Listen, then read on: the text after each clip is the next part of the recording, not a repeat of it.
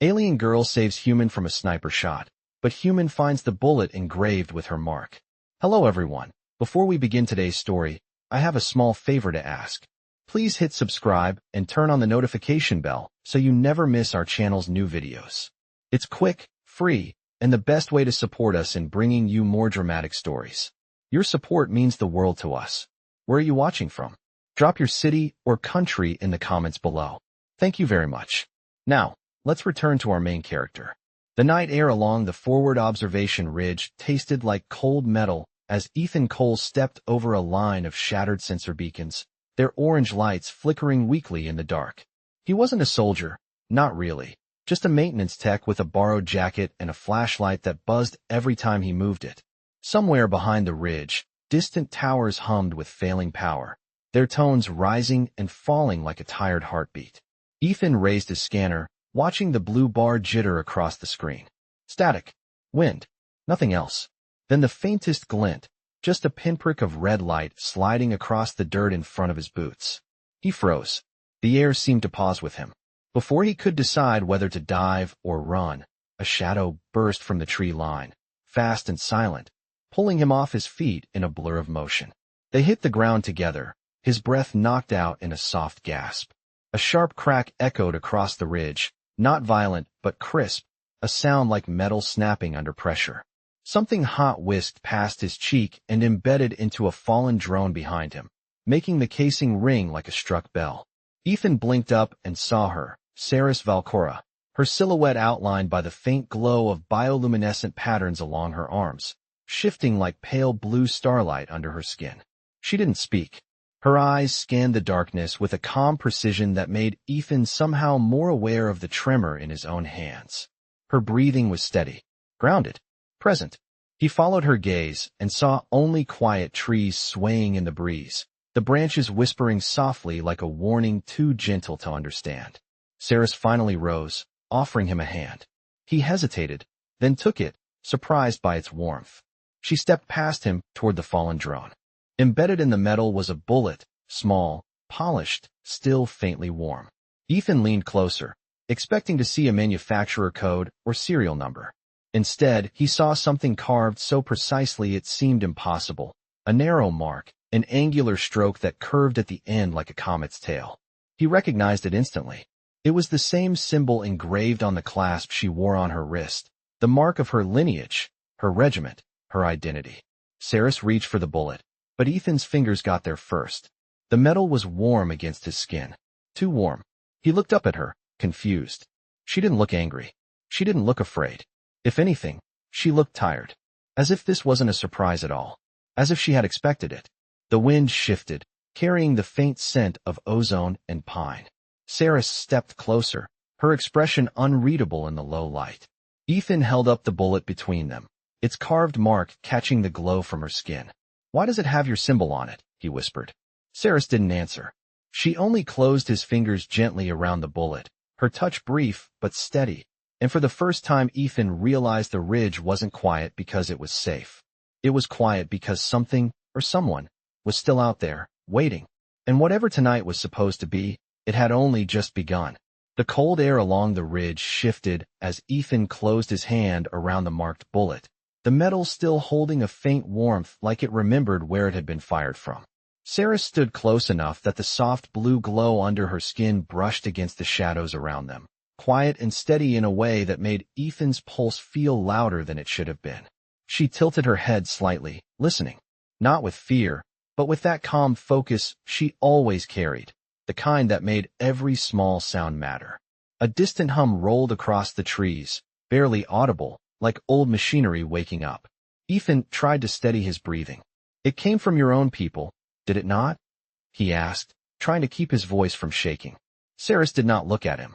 Instead, she examined the ground the same way she studied malfunctioning equipment back at camp, her gaze tracing the slight bend in a blade of grass, the faint indentation of a boot that was not his. Her silence was an answer by itself. She finally spoke, her voice softer than the wind. "We need to move." She started walking before he could ask anything else. Ethan followed, weaving between low branches and rusted support beams left behind from an old perimeter station. The night felt thicker the deeper they went, the kind of quiet that seemed to press against the ears. His flashlight flickered, then steadied. As they approached a collapsed communications tower, Saris raised her hand for him to stop. She crouched by a cracked panel partly buried under pine needles. With a gentle touch, she lifted it, revealing a narrow gap leading into a small maintenance tunnel. Inside, she said. Ethan hesitated. Is it safe? Safer than out here. Her tone held no impatience, just certainty. Ethan slid through first, feeling the cool metal brush his shoulders as he lowered himself into the darkness. Saris followed, her movements silent, controlled, as if the confined space was familiar to her. The tunnel walls glowed faintly when she touched them, reacting to the bioluminescent patterns along her palms. It felt like walking beside a moving constellation. Ethan tried again. That bullet, someone meant it for me. Saris did not answer immediately. She ran her hand along an old power conduit, the light from her skin tracing its length. The mark is mine, she said finally. But I did not fire it. Ethan felt a knot tighten in his chest. Then who did? A faint hum vibrated through the floor, a gentle tremor that made dust drift from the ceiling. Saris listened again. Someone who wants to use my name, she said. Someone who knows it will create fear. The glow along her arms dimmed slightly, like a breath caught in her throat. Ethan had never seen her show uncertainty before, and it made the air feel colder. They reached the end of the tunnel, emerging behind a cluster of large support struts overlooking a quiet valley dotted with old landing pads. Saris scanned the horizon. Her expression softened, not with worry, but with a kind of disappointment that felt heavier. Ethan, she said, almost reluctantly, there are people in my world who believe compassion makes you weaker. He looked at the bullet in his hand. And they think you have shown too much of it. Saris met his eyes for the first time since the ridge. The blue glow settled gently across her features, highlighting something tired but unbroken. It seems so. A soft breeze carried the scent of pine and distant rain across the valley. Ethan closed his hand around the bullet again, feeling the engraved mark press against his palm. Then we are not dealing with a stranger, he said quietly. We are dealing with someone who knows you, someone close. The way Saris inhaled told him he was right. And in the stillness that followed, Ethan sensed something shifting, an unseen line neither of them had expected to cross, drawn not by fear, but by the truth waiting in the dark ahead. The valley below was quiet, carrying only the soft rise and fall of the night breeze as Ethan and Saris moved along the edge of the old landing pads. The concrete beneath their boots held the warmth of the day, fading slowly into the cool air. A few broken floodlights dotted the perimeter, their glass cracked, but still glinting faint reflections from the faint glow along Saris's skin as she walked beside him.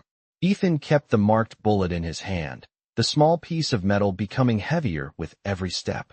Saris paused near a rusted control terminal half buried under creeping vines. Her hand hovered over it before she pressed a sequence of buttons with practiced precision. The screen flickered, stuttered, then lit with a dim blue interface. Ethan watched her face carefully, noticing the small shift in her expression, something caught between reluctance and resolve.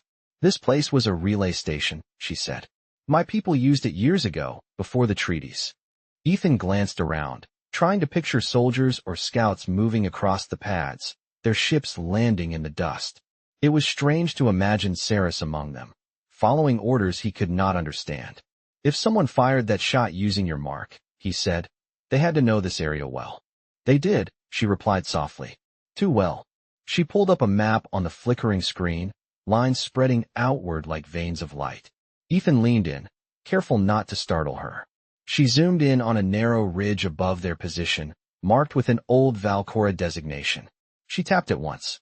The screen brightened. This was a scouting perch, she said. A place for observation. For keeping watch. Ethan felt the same knot form in his chest again. Someone. You knew. She did not answer. Not immediately. Instead, her hand rested lightly on the side of the console, her fingers still glowing faintly as the interface responded to her presence. After a long moment she exhaled, a slow breath that carried more meaning than her silence. There was someone, she said. Someone I trained with. Someone who believed strength was everything. Ethan listened, careful not to push. We were assigned to different units, she continued. He took pride in precision. in always following the rules, in believing compassion was a flaw. Ethan looked at the bullet again. The engraved mark pressed lightly into his palm. And he thinks you have become flawed, Ethan said gently. Saris finally turned toward him. Her eyes, usually steady, held a quiet depth that made the air feel heavier. He would see it that way, she said. To him, protecting a human is crossing a line, and using my mark would send a message. The wind shifted, carrying the faint scent of dust and old fuel. Ethan closed the distance between them by a single step, not touching her, just standing close enough that his presence was clear. He wanted you to find the bullet, Ethan said. He wanted you to know. Saris looked away, her gaze drifting toward the dark ridge beyond the valley. Yes, she said, and he wanted to show that he is still watching. Ethan tightened his grip on the bullet, feeling the weight of what it meant settle inside him. Then he is not just after me, he said quietly. He is after both of us. Saris met his eyes again, and for the first time since the ridge, Ethan saw something he had not expected in her expression. Not fear, not worry, something closer to acceptance. Then we faced this together, she said. And in the stillness that followed, Ethan realized the night had changed, not because of danger, but because a silent promise had formed between them, shaped by trust neither of them had planned to offer. The valley lights faded behind them as Saris guided Ethan along a narrow service trail that wound upward through a cluster of old support pillars. The concrete felt cool underfoot, still holding traces of the day's heat. Overhead, cables swayed gently in the breeze, tapping lightly against the beams like a slow, rhythmic signal. Saris kept a steady pace, her eyes scanning the shadows with the ease of someone who had walked these paths many times before. Ethan followed close, the marked bullet resting in his pocket, its weight reminding him with every step that someone out there knew exactly where they would go. This trail leads to an operations shelter, Saris said quietly. It is old, but it still has working equipment. We can check for transmissions. Ethan nodded, watching the faint glow along her arms brighten whenever she brushed against the metal railings. The light was subtle but comforting, casting soft patterns on the wall as they reached a narrow archway half covered in vines. Inside, the shelter smelled faintly of dust and old circuits. Saris touched a panel near the entrance. The system responded instantly to the bioluminescent pattern on her palm, humming softly as lights flickered to life. The room brightened in a gentle gradient, revealing a circular console at the center, still intact despite its age. Ethan stepped closer, impressed. Your people built this? Yes, she answered, moving around the console. It was meant for monitoring activity in the valley. Before it was abandoned, it connected to several hidden observation posts. Ethan hesitated before speaking. Posts like the one the shot came from. Saris did not look up, but her hand slowed slightly over the controls, the faint glow from her fingertips trailing across the interface. Yes, she said softly. Exactly like that. She activated a scanning sequence, and the center display filled with shifting patterns of light, searching for recent signal traces. Ethan watched her in the console's glow. She seemed calm, but there was a small tension in her shoulders that had not been there before. Saris, Ethan said gently, are you sure you want to see what this finds? Her eyes lifted to his, steady and clear. The truth is better than doubt, she said, even when it hurts. The scanner chimed, its tone soft but unmistakable. A single signal trace appeared on the screen, narrow, precise, unmistakably deliberate. Saris leaned in, her expression unreadable. It is a coded identifier, she said. Every Valkora scout has one. This one belongs to. She stopped. The glow under her skin dimmed slightly, as if the light itself understood the weight of her hesitation. Ethan stepped closer, not touching her, but close enough for her to feel his presence. You do not have to say the name, he said gently. She looked up, meeting his gaze with a quiet honesty. His name is Redhar, she said. We trained together from childhood. He believed loyalty was proven through obedience. And he believed that compassion, toward anyone, was a weakness that would destroy our people. Ethan absorbed this with a slow breath. So he thinks you have changed, he said. He thinks helping me makes you less loyal to your own. Saris nodded once, a small but resolute motion. To him, protecting you is a betrayal. Using my mark was a way to declare it. The scanner's light shifted, indicating a second signal, faint, distant, and steadily moving away from the ridge. Sarah studied it with careful attention. "He is leaving," she said. "For now? But he wanted us to know he was here." Ethan felt a quiet chill settle through him. Not fear exactly, something closer to realization. "Then he will come back." Sarah turned off the console, the room falling into a softer blue glow. "Yes," she said. "And when he does, he will not be testing me. He will be testing us both." In the silence that followed, Ethan understood that the night had shifted again, this time not because of danger, but because Saris had allowed him into a truth she had kept hidden from her own people. The shelter lights dimmed to a soft glow as Saris powered down the console, leaving only the gentle shimmer along her skin to guide them through the narrow corridor. Ethan followed her toward the exit, the air cool and still as if the entire place had been holding its breath for years. Outside, the night had grown quieter, the breeze brushing over the landing pads with a low whisper that carried the scent of dust and pine. Saris paused just beyond the doorway, her gaze lifting to the ridge where the faint signal had last appeared.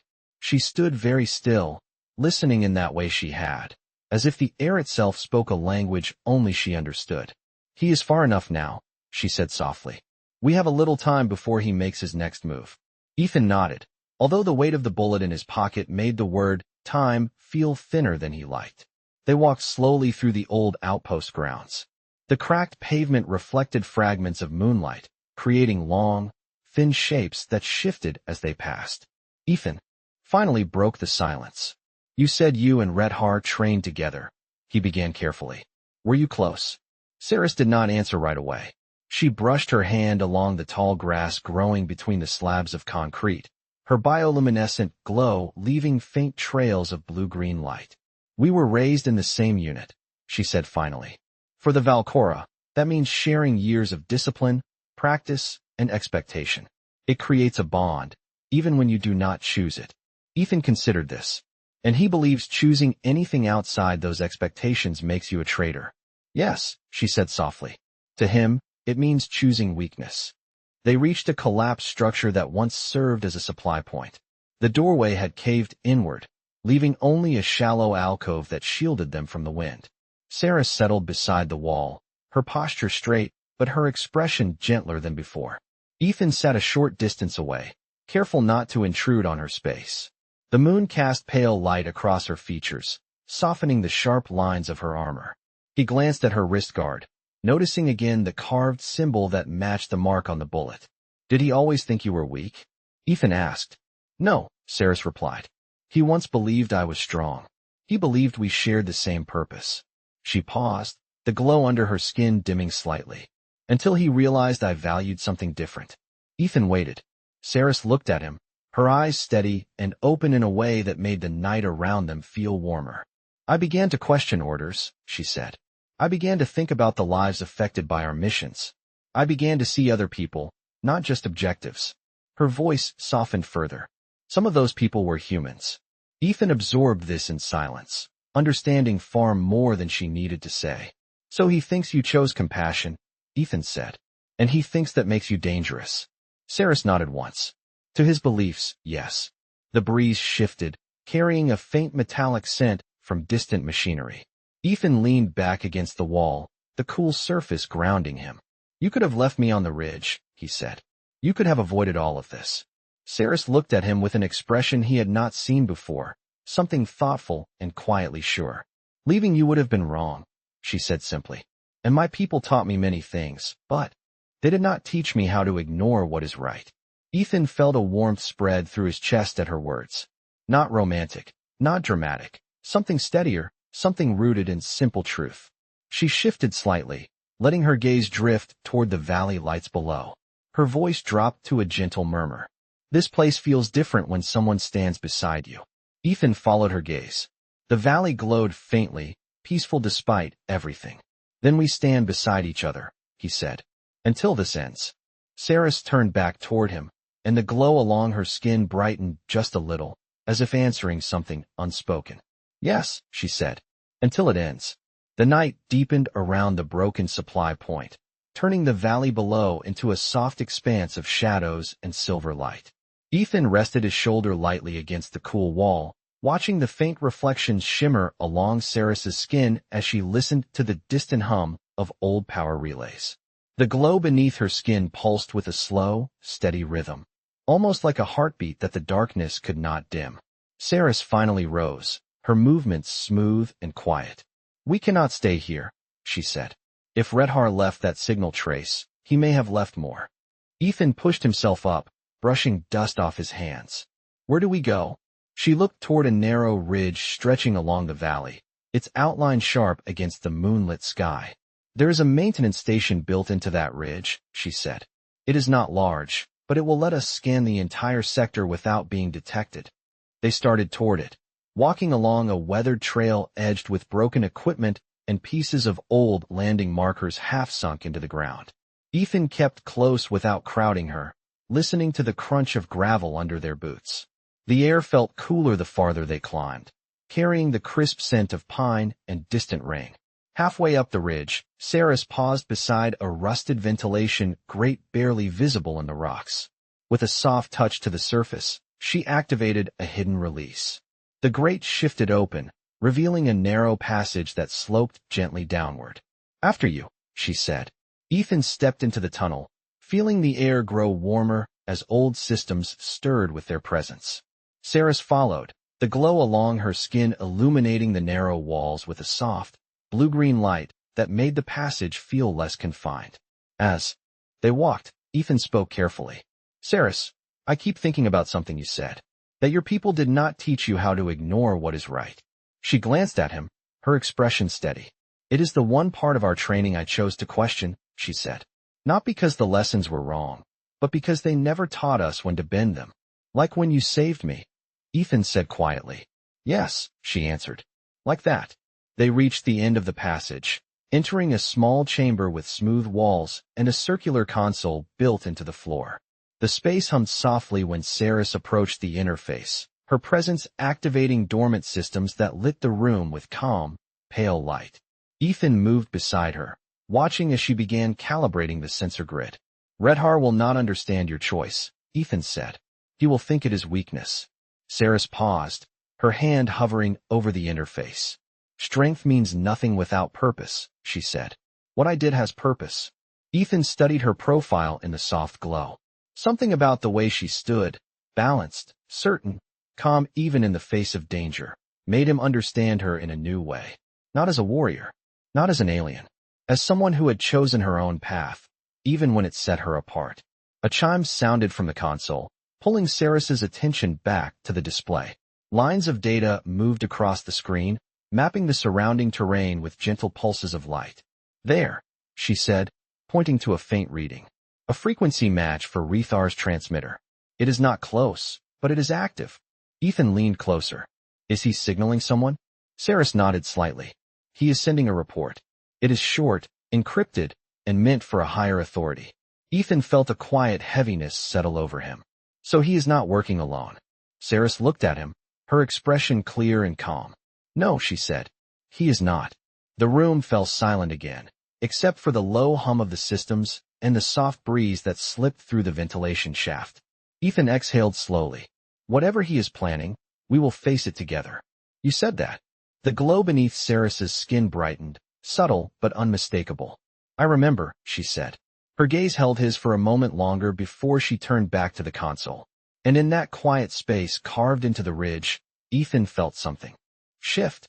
Not fear, not dread, but the beginning of understanding between two people who had chosen the same direction, even when the path ahead was uncertain. The chamber's soft glow settled into a gentle pulse as the console completed its scan, leaving a quiet hum in the air that felt almost like a heartbeat beneath the stone. Saris studied the faint signal trace on the display, her expression calm but focused. Ethan stood beside her, listening to the sound of his own breath as it echoed lightly off the curved walls. The air felt cooler now, carrying the distant scent of rain drifting in from the valley. "The transmission is weakening," Saris said quietly. "Redhar is moving farther from this sector." Ethan exhaled slowly, not with relief, but with a measured understanding. "He is giving himself distance," he said. "He knows we will follow the signal." Saris nodded. "It is an old pattern of his. When he wants someone to know he is near, he leaves small signs. When he wants someone to follow, he leaves a trail that appears accidental. Ethan frowned slightly. So this is intentional? Yes, Saris replied, her voice soft. He wants me to see the direction he has taken. He wants me to know the next step. She powered down the interface, and the room shifted back into the gentle illumination cast only by the glow beneath her skin. The quiet that followed was not empty. It held the weight of decisions waiting to be made. Ethan leaned lightly against the side of the console, searching her expression. Saris, he said, you know him better than I do. Why would he want us to follow? What does he gain from it? Saris looked toward the narrow tunnel they had come through, her eyes reflecting the blue-green shimmer of her own bioluminescence. Redhar believes in clarity, she said. If he challenges someone, he expects them to accept. If he tests someone, he expects them to respond. He does not understand hesitation. That sounds like he wants a confrontation, Ethan said, then paused, adjusting his words to avoid the idea of conflict. Or maybe he wants to force a choice. Yes, Saris replied. A choice between my past and my present. She stepped away from the console and walked toward the ventilation opening, where a narrow beam of moonlight slipped into the chamber. The light touched her features, gently, highlighting the steady determination in her eyes. Ethan moved closer, leaving a respectful amount of space between them. You do not have to choose alone, he said softly. Saris's gaze drifted across the valley below. Among my people, choices are rarely made alone, she said. But they are often judged alone. The chamber settled into a quiet stillness, broken only by the distant rumble of thunder rolling far across the horizon. A storm was forming somewhere beyond the ridge, its arrival slow but certain. Ethan watched the shifting shadows on the wall, then turned back to her. He is trying to pull you back into the world you left, Ethan said. And he is using me as the reason. Saris lowered her gaze, the light beneath her skin dimming slightly before brightening again. He believes emotional ties distract us from our duty, she said. He believes valuing you means I have lost discipline. Ethan felt the words land with a quiet weight. But you did not lose anything, he said. You made a choice. A compassionate one. A soft breeze filtered through the ventilation shaft, carrying with it a faint hint of rain. Saris looked at Ethan, her expression steady, her voice calm. Among my people, compassion is not forbidden, she said. It is simply discouraged. But I cannot follow a path that only values obedience. I will not let someone else decide what is right for me. Ethan felt something shift inside him, not dramatic, not overwhelming, just a deep and steady certainty that rose from the quiet between them. Saris stepped away from the wall and faced him fully, her glow soft but unwavering. When the moment comes, she said, I will choose what is right, not what is expected. And in the calm that followed, Ethan understood that whatever storm awaited them beyond the ridge, they would face it with a clarity that belonged to them alone. The first distant drops of rain tapped softly against the metal rim of the ventilation shaft, a slow and steady rhythm that echoed through the chamber like a quiet reminder that time was moving whether they followed it or not. Saris listened to the soft sound for a moment, her eyes reflecting the silver light that drifted in from the ridge outside. Ethan could feel the air shift with the oncoming storm, carrying a coolness that brushed along his skin and filled his lungs with something calm and grounding. Saris stepped toward the console again, not to activate it, but to rest her hand lightly on its surface as though acknowledging the place that had revealed truths she could no longer ignore. Redhar is farther than the scan can trace now, she said softly. But the direction he chose matters more than the distance. Ethan moved to stand beside her, the gentle glow from her skin illuminating the edge of his jacket. What direction was it? She pointed toward the far end of the valley, where a long stretch of rock and mist curved upward to a plateau that caught the faintest glimmer of moonlight. There, she said, the high ridge. It is a place where scouts test discipline. It is where we were taught to prove our loyalty. Ethan studied the silhouette of the ridge. It looked quiet, peaceful even, but something in Saris's tone told him that it held more weight than its appearance suggested. He is waiting for you there, Ethan said. Saris turned her gaze toward him, steady and calm. He wants to show the difference between who I was trained to be and who I have chosen to become. They moved toward the exit of the chamber together, the dim glow from the walls fading behind them as they stepped into the narrow corridor. The rain outside had grown slightly stronger, tapping in a soft pattern against the rocks, creating a faint mist that drifted along the ground. The air smelled clean, fresh, touched by the quiet arrival of the storm. As they stepped back onto the ridge path, Ethan watched the way the raindrops scattered light across Saris's skin, turning her bioluminescent glow into something softer, almost reflective. They walked slowly at first, each step measured as the wind picked up, brushing gently against their faces. "Saris," Ethan said, his voice calm. "When you face him, what do you think he will do?" She considered the question for a moment. "Redhar does not hide his intentions," she said. "He will speak his truth clearly. He will ask for an explanation. He will tell me why he believes I have fallen." "And what will you say?" Ethan asked. Saris's steps slowed until she came to a stop along the ridge. She looked out across the wide expanse of the valley, the storm clouds gathering. At its edges, the moonlight slipping through in thin, silver strands. "I will tell him that compassion is not weakness," she said. "That protecting someone does not diminish my strength." She paused, her expression thoughtful.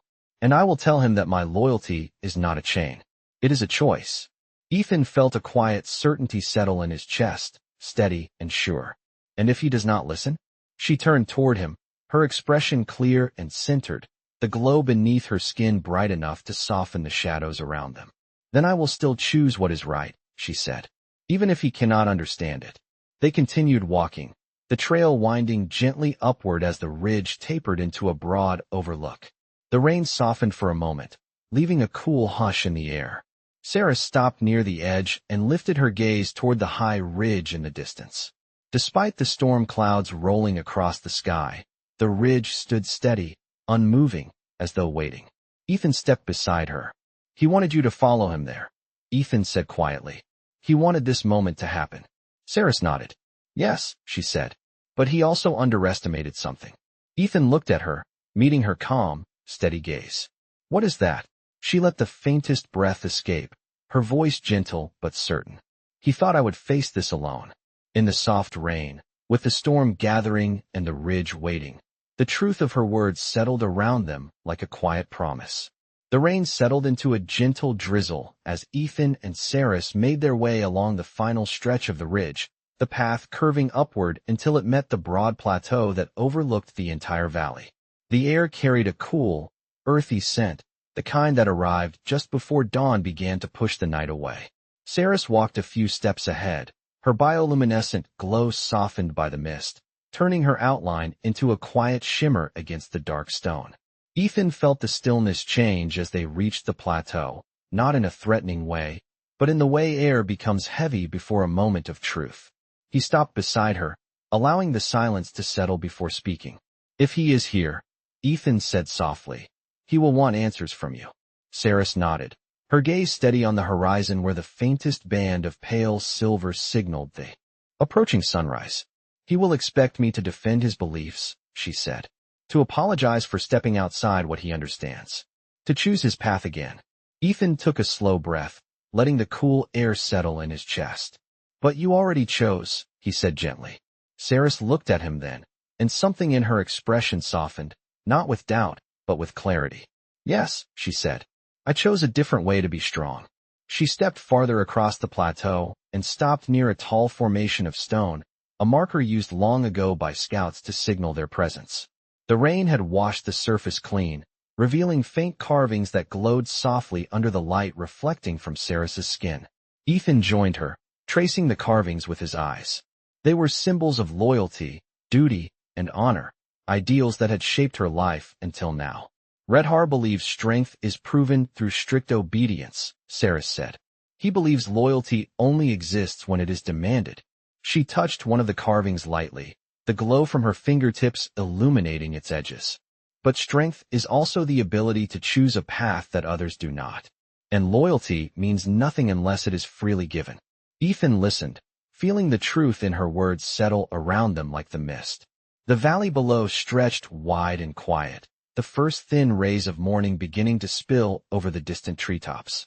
"Saris," Ethan said softly, "he may still try to convince you that you belong to the life you left." She turned toward him, the glow beneath her skin gentle, but unmistakably sure. I do not belong to the past, she said. And I do not belong to anyone's expectations. I belong to the choices I make now. A soft rumble of distant thunder rolled across the horizon, not sharp, not alarming, but steady, like an echo of something that was ending and beginning at the same time. Saris reached into the pouch at her side and removed the marked bullet Ethan had given her earlier. The metal caught the first hint of sunrise, turning its surface into a thin line of gold. This symbol was meant to define my path, she said quietly. But symbols only have power when we let them. Ethan watched as she closed her hand around the bullet. Her fingers relaxed, not tense, as if holding something no longer tied to fear or expectation. She opened her hand again, letting the soft light touch the engraved mark one last time before setting the bullet gently on the stone marker. It no longer decides who I am, she said. The wind lifted slightly, carrying the scent of rain across the plateau. The rising sun brushed the edges of the valley with warm light, and Saris stood in its glow, calm and steady, her bioluminescent patterns reflecting the new day. Ethan stepped beside her. She did not speak, and she did not need to. In the quiet that followed, the world seemed to pause just long enough to acknowledge what had changed. The stars faded from the sky, and in Saris's eyes, the dawn that replaced them looked almost human.